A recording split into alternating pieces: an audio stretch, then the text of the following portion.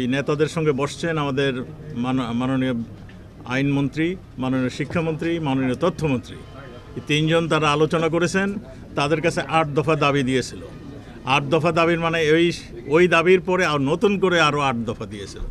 আমাদের মাননীয় প্রধানমন্ত্রী বলেছেন এই 8 দফা দাবি উনি ক্রমান্বয়ে যৌক্তিক দাবিগুলো তিনি করবেন, মেনে নেবেন, কিন্তু সেই সুযোগও তারা দেয়নি। আপনারা এটাও জানেন, একজন তার মধ্যে একজন তার বাবাকে ফোন করেছেন যে আমি আত্মগোপন করলাম, আমি ইসে থাকার জন্য, আপনারা আমায় কোথায় আছি জানাবেন না।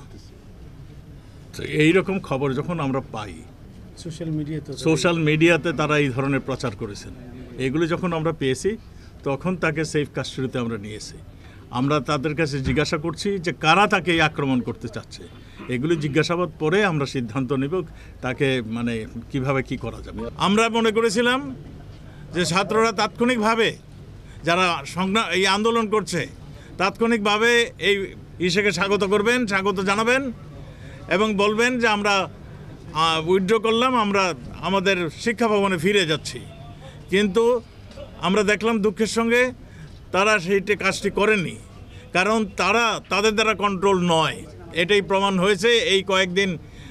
আপনারা এই ধ্বংসের লীলা খেলা দেখে তারা জামাত, বিএনপি এবং জঙ্গি, যারা নাকি স্বাধীনতা চায়নি, যারা জঙ্গির উত্থান ঘটাতে চেয়েছিল, যারা সন্ত্রাস উঠিয়ে আমাদের দেশকে অকার্য করার প্রচেষ্টা নিয়েছিল, তাদের হাতে তারা এখন ক্রীড়ানায়ক হয়ে গিয়েছে। এরা মানুষের শত্রু, এরা জনগণের শত্রু, এরা দেশের শত্রু। তখন মাননীয় প্রধানমন্ত্রীর নির্দেশনায় আমরা বাধ্য হয়ে সেনাবাহিনীকে আমরা এই পিসফুল অ্যাটমসফিয়ার তৈরি করার জন্য তাদের সহযোগিতা চেয়েছি। সেনাবাহিনী এখন দেখছেন কাজ করছে। আমরা মনে করি খুব শীঘ্রই আমরা এই অবস্থা থেকে পরিত্রাণ পাব। এইগুলি আমি আগেই বলেছি, এগুলি ছাত্রদের আন্দোলনের ফাঁকে ছাত্রদেরকে মিসগাইড করে যে ঘটনাগুলি ঘটিয়েছে, যেই হত্যাকাণ্ডগুলি ঘটিয়েছে, যারা মৃত্যুবরণ করেছেন, এদেরও অনেকেই আমরা দেখেছি। এরা সাধারণ মানুষ। আমাদের আওয়ামী লীগের, আমাদের ছাত্রলীগের অনেক এখানে শাহাদাত বরণ করেছেন। পুলিশ তো 3 জন পুলিশ, একজন আনসার শাহাদাত বরণ করেছেন, একজন পুলিশ মৃত্যুমুখে পাঞ্জা লড়ছেন। আপনারা এই বিভৎস দৃশ্যটা দেখেছেন।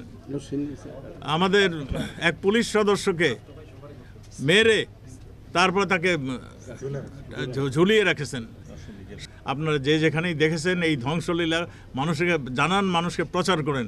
আর এখন একদিকে একটি মহল সোশ্যাল মিডিয়ার মাধ্যমে এমনই সব গুজব ছড়াচ্ছে, এমনই সব কথা বলছে যেগুলি শুনলে সাধারণ মানুষও ঠিক থাকতে পারে না, বিভ্রান্ত হচ্ছে। এবং এই রকম সংঘবদ্ধ আক্রমণ শুধুমাত্র ডেডিকেটেড ফোর্সরাই করতে পারে, যেটা নাকি জামাত, বিএনপি এবং এই জঙ্গিদের কাছে রয়েছে। আমরা প্রমাণও পাচ্ছি তাদেরই এটি সংঘবদ্ধ আন্দোলন, সংঘবদ্ধ আক্রমণ।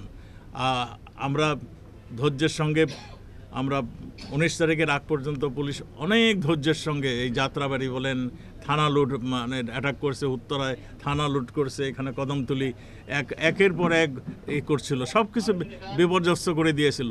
পুলিশ বাহিনী অত্যন্ত ধৈর্যের সঙ্গে এগুলোকে মোকাবেলা করেছেন।